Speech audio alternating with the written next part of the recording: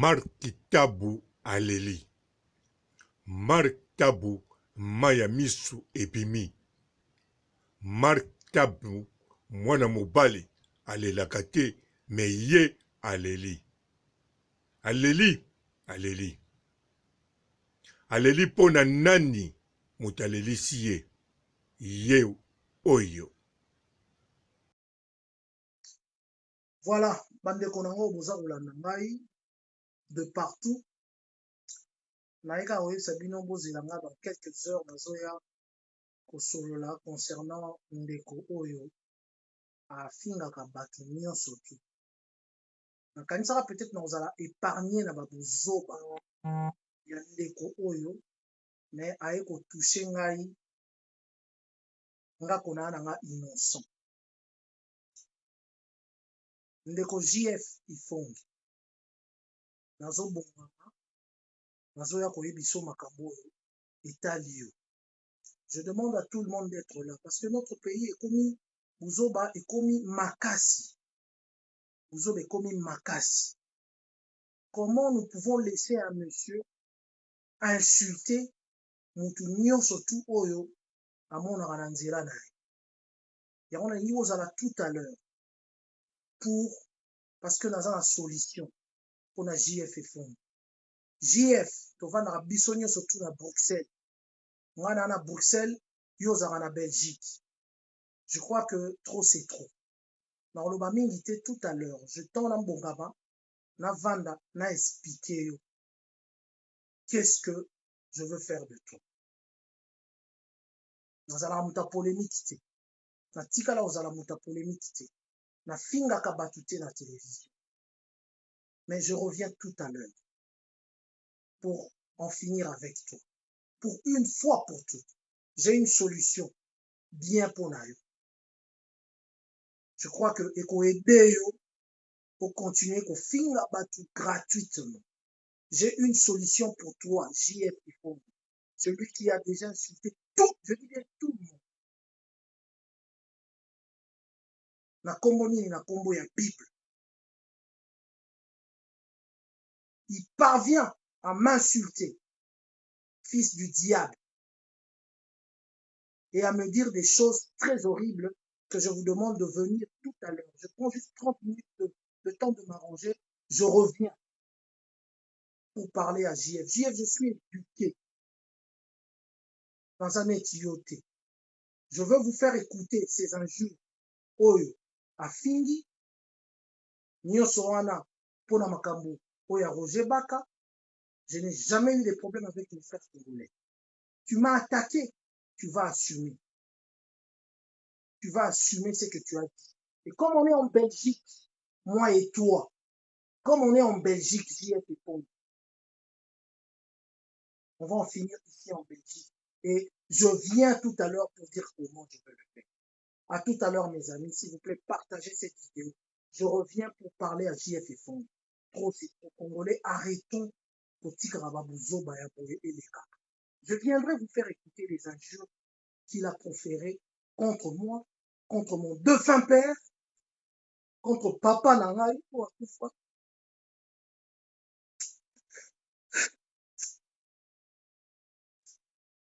moi, contre mon défunt père. Tu ne connais ni Bess ni Dadochief. Et les Congolais sont en train de permettre une personne comme ça à continuer au sein de ma paix, à continuer au pays de ma paix pour la battre. Je me retiens, je reviens, je reviens. Contre mon défunt père, JF. Je reviens. À tout à l'heure. Mpote ba papa, ba mama, bandeko. Mpote ba rando na ba randonnette. Mpote batoyo balingaka rando na ba oyo balingaka rando te. Mpote ba jeune garçon na ba jeune fille. Mpote bana mike na ba bébé. Mpote ba Sainte Anuarite, Sainte Thérèse, Sainte Ingrid Kabongo. Bandeko, ba émission ya frère JF Ifonge e bandi ba efe ya kolelisa. Nakanisa boyebi bino moko ba mateya na be mission oyo JF Ifonge asalaka. Tango ateyaka, pe tango alobaka, pe tango atangaka bakombo, atangaka toujours ya batu oyo bayebana.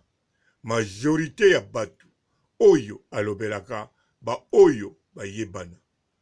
Alors JF Ifonge ye moko alobaka ngo soki alobaka bakombo ya batu mingi wana pamba te azala na milie wana.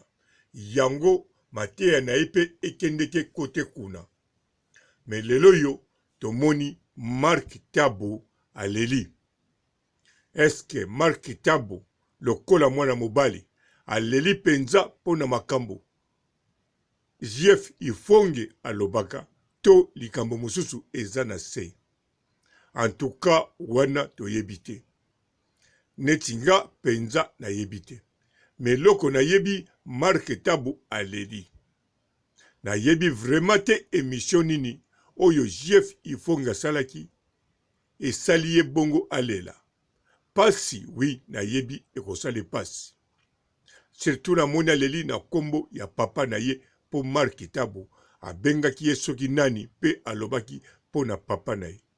Na comprendre Mark Tabo na sentiment na douleur oyo aza nango po balobi kombo ya papa na ye.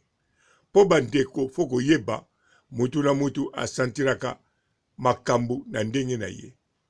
Bakoki kofinga yo ndenge moko na ndeko mosusu, to bakoki kosalelo émission ndenge moko na ndeko mosusu, me bokanisa te ke badouleur ekendeke ndenge moko. Badouleur toujours ezaka différent. Yango Mark Tabo aleli. Po mingi bazalaka boye. Bayoki likambo esalami koto yo, esalama pepa muninga mosusu, akomituna me koma Mark Tabo likambo oyo JF Ifonge asali. Mateya oyo ateyaka. Bato ebele pe alobaka, balobaka eloko te. Ba oyo pe bayokaka, bakipaka te. Ba oyo pe bakipaka, balelaka te. Me koma Mark Tabo akende kolela. Ye mwana mobali ya boye. Oui, c'est normal. Ata makambango esale kokani. Mais douleur e kokanaka te. Mutu na mutu aza na douleur na ye. Même likambango eza ndenge moko. Yango tomoni Mark Tabo aleli. Pananga eza likambo ya kokamwa te pona yebike. Situation oyo yaza nango. Soki ezalaki ba misusu balingaki na bango kolela te. Misusu pe bakokaki kolela. Misusu pe tango mosusu balingaki kokota hôpital. Misusu pe tango mosusu balingaki koseka. Mais ndenge Mark Tabo aleli, c'est tout à fait normal. Bakaya boye pe ezalaka. Esalinga mawa na ndenge aleli. En tout cas, naza de cœur na ye. Naza pe de cœur na JF Ifonge. Pambate ye apesaka mateya oya rando. Alors eza mateya oyo ngai papa robo nalingaka. Ponga nalingaka rando. Mais lokola Mark Tabo pa leli, problème ezate naza pe de cœur na ye. Aza victime, azuku, alors nazo comprendre, nazo kabula, kolela na ye, atanga nazo lela te, po nano na yebi vraiment te, eloko nini elelisi ye, na yebi pe douleur nini te, azo sentir na kati ya motema. Yangwana bandeko foko yeba, tango zo popula, yebaka muto zo popula, soko moni aza fragile, luka o modèle ko popula. Yo pe mutu bazo popula, soki douleur eleki makasi, bima ya kosengo secours, ndenge Mark Tabo asali, ezali azolela kaka te me, asengi au secours, au secours, au secours. Yango papa robo ayepe po asala émission ya au secours. Nga papa robo na sukisi awa. Bo tikala na kolela ya Mark Tabo. Ciao. Bonjour fidèles internautes de www.elengakomba TV. Bonjour, bonsoir, balandi nyonso ya elengi ya komba. Congolaise TV. Partout dans le monde, partout où vous êtes, partout où vous êtes, elengi ya komba TV vraiment. Bonjour, bonsoir, na abonné bafa nyonso ya elengi ya komba Congolais TV. Bonjour à mon boss, on a appelé ça vraiment un pandi. Bonjour à mon boss, JP Kiama. Je salue mon boss Balobi, boss des boss Babi, JP Kiama. Bonjour, na elengi ya komba Congolais TV vraiment. Ngamo na zana chaîne na chaque topo ya boss na JP Kiama ta ay boss des boss ya ni ya danger. Donc ba samta longola zaki. Ya boss na biso JP Kiama nzambe na ngai ba boss bazali ba boss bazali JP Kiama le boss des boss. Napesi d'abord bonjour te ba mbote belé na mo boss JP Kiama wana na kozangisa ote donc na ko lekate sana napesa mo boss JP Kiama boss des boss. Partout dans le monde, partout où vous êtes, partout où vous êtes, elengi ya komba TV vraiment. Bonjour, bonsoir, na abonné bafa nyonso ya elengi ya komba Congolais TV. Bonjour à mon boss, on a appelé ça vraiment un pandi. Bonjour à mon boss, JP Kiama. Je salue mon boss Balobi, boss des boss Babi, JP Kiama. Bonjour, na elengi ya komba Congolais TV vraiment. Ngamo na zana chaîne na chaque topo ya boss na JP Kiama ta ay boss des boss ya ni ya danger. Donc ba samta longola zaki. Ya boss na biso JP Kiama nzambe na ngai ba boss bazali ba boss bazali JP Kiama le boss des boss. Napesi d'abord bonjour te ba mbote belé na mo boss JP Kiama wana na kozangisa ote donc na ko lekate sana napesa mo boss JP Kiama boss des boss.